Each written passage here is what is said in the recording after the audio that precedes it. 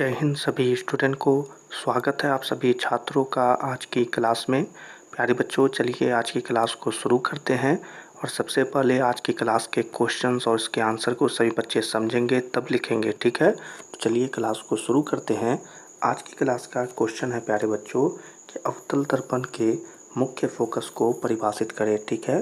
बहुत ही अच्छा क्वेश्चन है, बहुत ही वीवीआई क्वेश्चन है सही बच्चों के लिए। तो क्वेश्चन समझेंगे कि अवतल दर्पण के मुख्य फोकस को परिभाषित करें, ठीक है। यही क्वेश्चन है। चलिए इसके आंसर को देखते हैं। उत्तर में है प्यारे बच्चों कि अवतल दर्पण के मुख्य फोकस क्या है।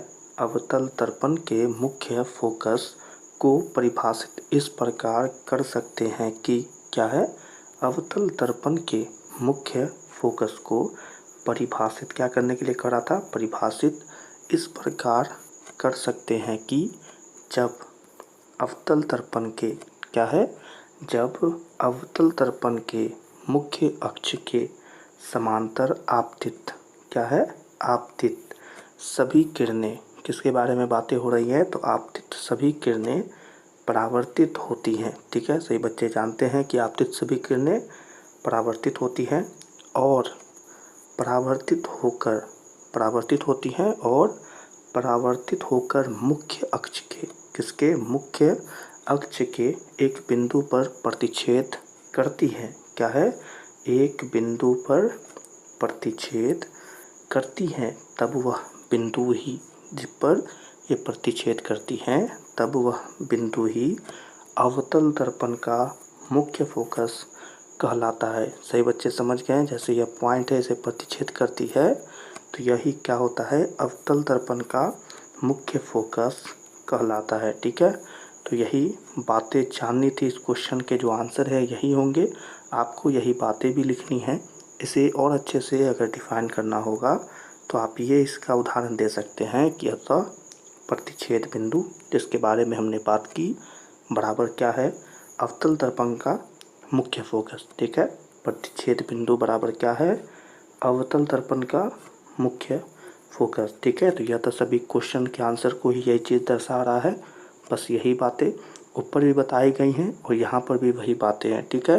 तो हमें आशा है कि सभी बच्चों ने अच्छे से समझ लिया होगा और इस क्वेश्चन के और इसके आंसर को सुना भी होगा। चलिए अब इसे लिख लेते हैं क्योंकि लिखना भी ज़रूरी है। चलिए प्यारे बच्चों, अब इस क्वेश्चन और इसके आंसर को लिखेंगे। सबसे पहले क्वेश्चन लिख लीजिएगा कि अवतल दर्पण के मुख्य फोकस को परिभाषित करें, ठीक है। अवतल दर्पण के मुख्य फोकस को परिभाषित करें, ठीक है। यह क्वेश्चन है, इसे भी लिखना ज़रूरी है। उत्तर लिखेंगे और उत्तर में लाइन बाय लाइन सही बच्चों को लिखाते हैं, आराम से लिखिएगा।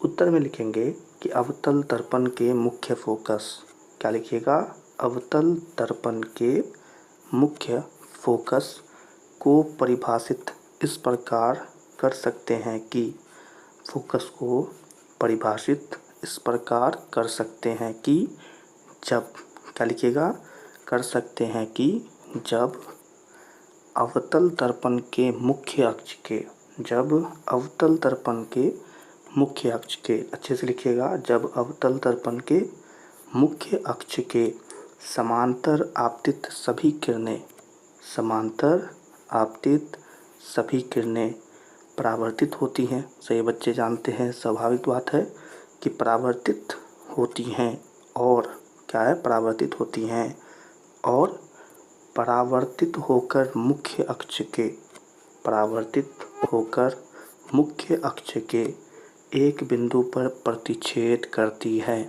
एक बिंदु पर प्रतिच्छेद करती हैं, तब वह बिंदु ही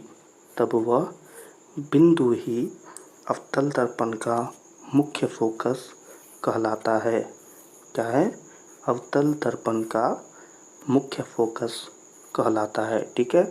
चलिए और जो बातें थी, पॉइंट है, उसे भी लिखते हैं। अतः उसी में नीचे लिखिएगा, अतः प्रतिच्छेद बिंदु बराबर, अतः प्रतिच्छेद बिंदु बराबर अवतल दर्पण का मुख्य फोकस, क्या लिखिएगा, अतः प्रतिच्छेद बिंदु बराबर अवतल दर्पण का मुख्य फोकस, ठीक है। तो आंसर यहीं पर समाप्त होते हैं। आज की क्लास को यहीं पर समाप्त करते हैं। यह क्लास पसंद आई हो तो इस क्लास को लाइक कर दें और अपने मैट्रिक परीक्षा के लिए चैनल को ज़रूर सब्सक्राइब करें और इस क्वेश्चन को ज़रूर याद कर लीजिएगा और लिख भी लीजिएगा क्योंकि इम्पोर्टेंट है। सभी छात्रों से मिलेंगे अगली क्लास में। तब तक के लिए आप सभी छात्रों को जय हिंद।